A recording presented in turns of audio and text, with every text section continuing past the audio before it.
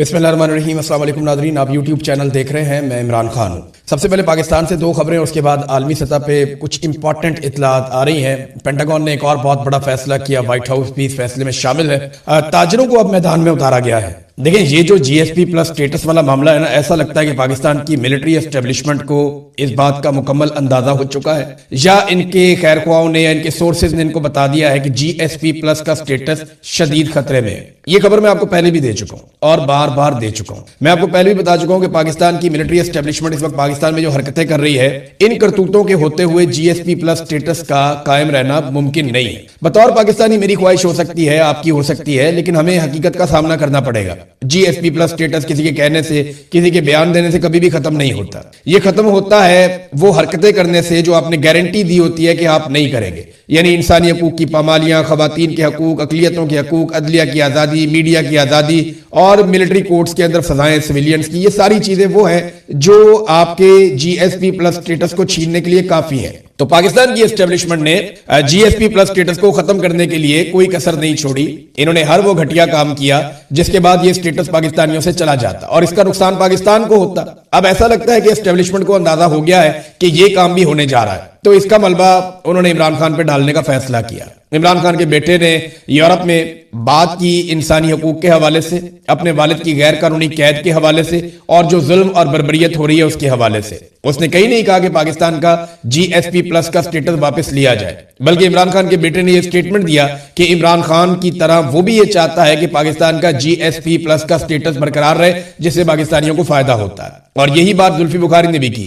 लेकिन पाकिस्तान के मीडिया पे पहले झूठी खबरें चलवाई गई, और जब मीडिया की अक्सरियत ने ऐसा करने से इनकार कर दिया कि ये तो बिल्कुल ही झूठ है, हमें तो कोई एक छोटा सा जुमला तो दे दें जिसमें उसने कहा हो, चंद चैनल जो है वो गुलामी में इस हद तक आगे चले गए कि उन्होंने ये कर दिया। लेकिन फिर वुजरा ने प्रेस कॉन्फ्रेंस की और उसको चलवाया गया पाकिस्तान के सारे मीडिया के ऊपर, और अब ताजरों को मैदान में उतारा गया। इन ताजरों का जो मुजरिम है वो पाकिस्तान की एस्टेब्लिशमेंट है, जिन्होंने पाकिस्तान में वो हर हरकत की जिसकी वजह से पाकिस्तान का जीएसपी प्लस का स्टेटस छिन सकता है। और अब ये इल्जामात डालना चाहते हैं इमरान खान पे, जो गुज़िश्ता 3 साल से जेल में है और जिसके दौरे हुकूमत में पाकिस्तान के पास जीएसपी प्लस का स्टेटस मौजूद था। अब पाकिस्तान ने वो सारी हरकतें कर दी है जिसके बाद ये स्टेटस पाकिस्तान से चला जाए। किसी के कहने से तो नहीं जाएगा ना। हाँ, ये हो सकता है कि डोनाल्ड ट्रंप की सिफारिश काम आ जाए, या बैनुल अक़वामी सतह पे ये लोगों की कुछ और बातें मान लें, या अपने आकाओं के जरिए से या कुछ करके स्टेटस को बचाने की कोशिश करें।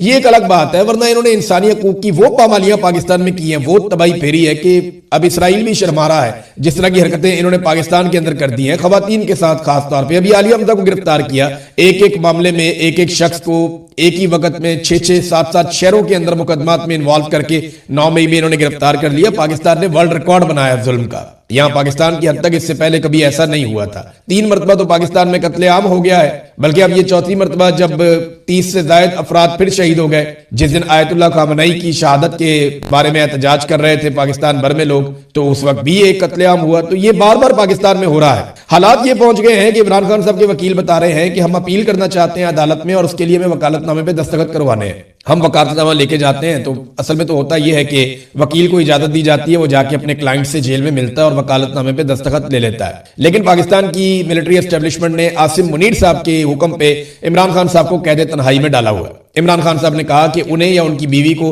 कुछ भी हुआ तो जिम्मेदार कोई और नहीं, सिर्फ आसिम मुनीर साहब होंगे। तो इमरान खान साहब कैद तन्हाई में हैं, उनके वकला को उनसे मिलने नहीं दिया जाता और उन्हें किसी किस्म का वकालतनामा साइन नहीं करवाने दिया जाता। अब वकालतनामा साइन करने के लिए जेल की इंतजामिया को दिया, उन्होंने भी इनकार कर दिया, वो भी वकालतनामा साइन करवा के नहीं दे रहे। और इमरान खान साहब के जो वकला है उन्होंने इसके बारे में स्टेटमेंट जारी कर दिया है। अब आ जाए नाजरीन असल खबर की तरफ, जो बड़ी खबरें यहाँ मेरे पास मौजूद हैं। सबसे पहले तो एक खबर है अमेरिकी चैनल CNN से। CNN ने इस बात का खदशा जाहिर किया है कि डोनाल्ड ट्रंप इस तनाज़े को मजीद बढ़ाने जा रहा है, और वो इस बात पे गौर कर रहा है कि सफारती बातचीत अगर नाकाम हो गई, जिसकी कामयाबी के इम्कानात कम है क्योंकि ट्रस्ट का डेफिसिट बहुत बड़ा है ना। देखिए, अमेरिका ने जो मुतालबात रखे, जरा एक नजर आप उन पे डाल लें, आपको आइडिया हो जाएगा कि क्या ईरान ये मुतालबात मान सकता है। मुतालबा नंबर 1 ये है कि ईरान अपना एटमी प्रोग्राम मुकम्मल तौर पर रोक दे और यूरेनियम की अफजूदगी बंद कर दे। नंबर 2 मुतालबा। नंबर 3, तमाम न्यूक्लियर फैसिलिटीज जो है वो उसकी इंस्पेक्शन जो है वो इंटरनेशनली करवाई जाए। नंबर 4,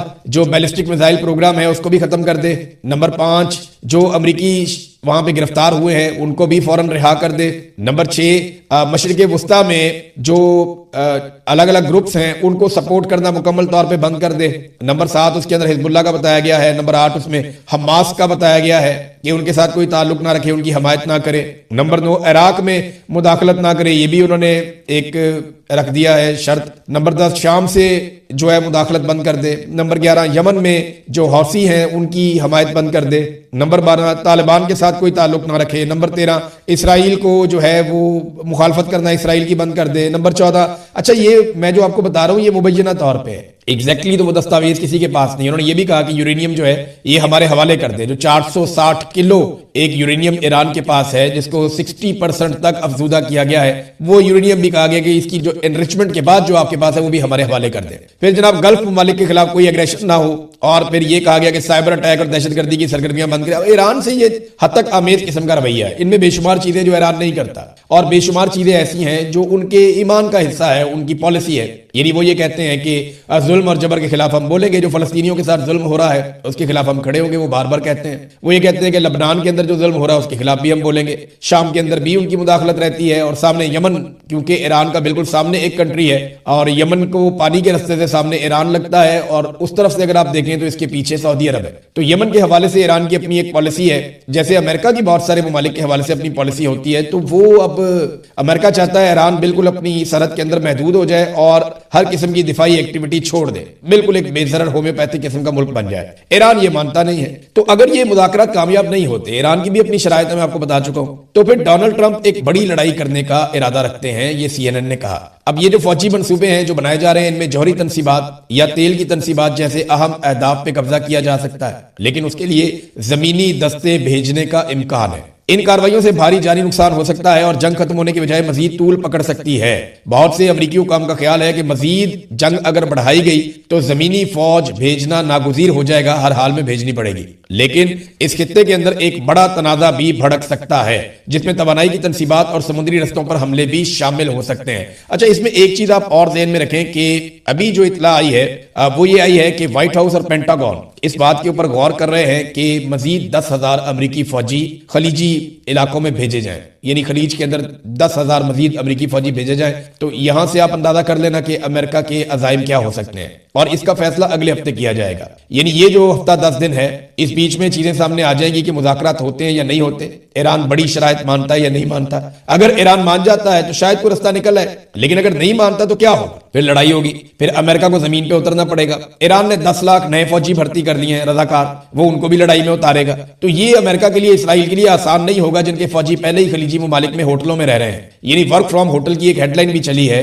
यूरोपीय और अमेरिकी अखबारात के अंदर। अब ईरान के पास, लेकिन अब आप ये पहले देख लें कि ईरान किसी जगह पे कमजोर पड़ा है या नहीं पड़ा। कुछ ऐसी चीजें जो ईरान के लिए लंबी लड़ाई के लिए जरूरी हैं, उन पे हम एक नजर मार लेते हैं। नंबर 1, क्या ईरान के पास हथियार मौजूद है? बिल्कुल उनका दावा है मौजूद है, और वो चला भी रहे हैं। अभी उन्होंने 82-83 लहरें चला दी हैं इसकी मिसाइलों की और ड्रोन्स की इसराइल की जानिब, और लगातार चला रहे हैं। वो वीडियो भी जारी कर रहे हैं। अभी एक वीडियो जारी की गई है जिसमें जो तर्जुमान है ईरानी फौज के, इब्राहिम जुल्फिकारी, वो स्केट बोर्ड के ऊपर सेल्फी स्टिक पकड़ के, एक हाथ में अनार का जूस पकड़ के, तो वो जनाब बड़े खुशगवार मूड के अंदर वहां पे सड़क पे जा रहे हैं, और उनके पीछे मिसाइलों के बहुत बड़े बड़े ट्रक वो जा रहे हैं, और पीछे से एक मिसाइल फायर भी हो रहा है। और ये दावा किया जा रहा है कि ये आर्टिफिशियल इंटेलिजेंस की नहीं है, ये असली वीडियो है जो इब्राहिम जुल्फिकारी की जारी की गई है ईरान से, और बहुत सारे सोशल मीडिया के ऊपर ये वायरल हो रही है। तो हथियार तो उनके पास है और वो ये दावा बार बार करते हैं। नंबर 2, क्या ईरान को जरूरी चीजों की सप्लाई में कमी हो रही है?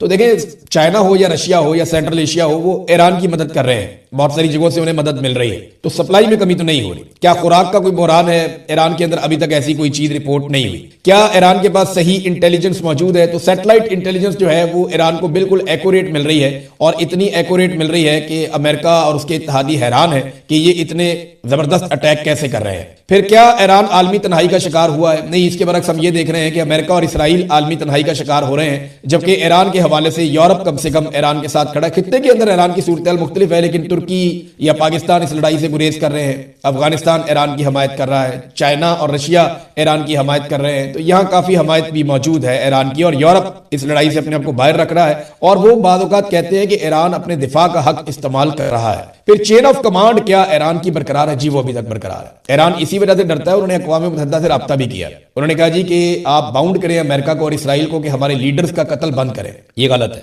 और ये आलमी कवानीन की खिलाफ वर्जी भी है। तो चेन ऑफ कमांड फिलहाल तो बरकरार है, अब आगे कुछ कहा नहीं जा सकता। क्या ईरान के अंदर कोई बगावत हो पाई या उसका कोई इम्कान है, कोई अंदर खलफशार पैदा हो जाए ईरान के अंदर, तो ऐसा भी दिखाई नहीं दे रहा। अब बच्चियों का जो कत्लेआम हुआ और खामनाई की जो शहादत हुई और उसके बाद जो अली लारजानी की जिस तरह शहादत हुई और जिस तरह के उनके बयानात सामने आए, उसके बाद भी तो ईरानी कौम इकट्ठी हो गई। वहां पे हुकूमत और कौम के बीच में अगर कोई दरार थी तो वो भी खत्म हो गई है। एक और चीज, क्या जासूसी का नेटवर्क ईरान में उसी तरह काम कर रहा है जैसे पहले कर रहा था? तो जी अब नहीं कर रहा। ईरान में जो जासूसी का नेटवर्क इसराइल का मोसाद का पहले मौजूद था, बहुत बड़ी तादाद में उन्होंने जासूस पकड़ के जेलों में डाल दिए, मार दिए, तो इस वजह से अब वो नेटवर्क उस तरह से काम नहीं कर रहा। लिहाजा ईरान इस लड़ाई को ऐसा दिखाई देता है कि लड़ सकता है। अमेरिका ने जो टाइम गेन किया, हो सकता है इस बीच में वो एक वॉर स्ट्रेटेजी बनाए, क्योंकि जो खलीजी ममालिक है वहां पे बहुत बड़ी जंगी तैयारियां हो रही हैं, जोरों शोर से हो रही हैं। ईरान बार बार इसके बारे में बता चुका है, कोई फॉल्स फ्लैग ऑपरेशन किया जाएगा, ईरान ये भी कह चुका है। और इस हवाले से उसने कहा ये पाकिस्तान भी हो सकता है, ये सऊदी अरब भी हो सकता है,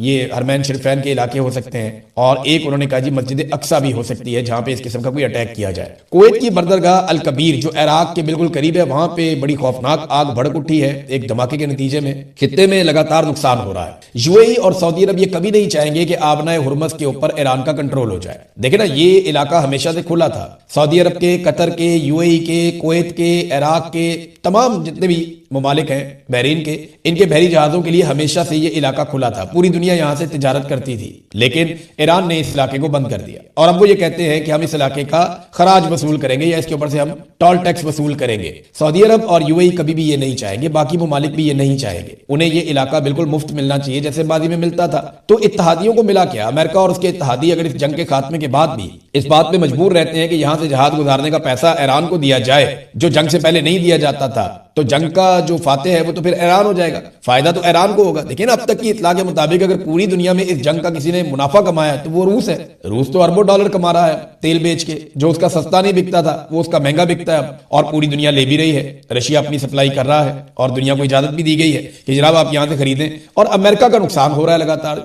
जो टॉमहाक मिसाइल है अमेरिका के, वही उन्होंने सिर्फ 850 मिसाइल दागे हैं ईरान के ऊपर। ये एक मिसाइल की जो कीमत है ये लगभग $2 मिलियन से शुरू हो जाती है और $4 मिलियन से ऊपर तक जाती है। तो आप एवरेज अगर $3 मिलियन भी लगाएं, यानी $30 लाख का अगर एक मिसाइल है, तो 850 सिर्फ और सिर्फ टॉमहाक मिसाइल अमेरिका ने गिराए हैं वहां पे ईरान के अंदर। इसके अलावा उनके 16-17 एयरक्राफ्ट जो है जंगी तैयारे वो तबाह हो गए हैं, उनका बहुत सारा इंफ्रास्ट्रक्चर तबाह हो गया है, उनके फौजी भी मारे गए हैं, उनके बहरी जहाज भी तबाह हुए हैं। एक बहरी जहाज लंगरअंदाज है यूनान में, उसके अंदर जो अमला काम कर रहा था वो 200 बंदे अस्पतालों में दाखिल है। तो अमेरिका के लिए भी इतना आसान नहीं है, उनके लिए भी ये लड़ाई बहुत मुश्किल रही है और ऐसा लगता है कि डोनाल्ड ट्रंप इस लड़ाई को अब खत्म करने की पोजीशन में नहीं है। अगर तो सुलह हो जाती है तो फिर तो बड़ी अच्छी बात है, लेकिन अगर सुलह नहीं होती तो ये लड़ाई बढ़ेगी और इस लड़ाई के बढ़ने से दुनिया की हालत क्या होगी? जरा ये एक तस्वीर आप देखिए। ये नाज़रीन तस्वीर द इकोनॉमिस्ट के फ्रंट पेज पे लगी हुई है, ये तस्वीर आप देखें।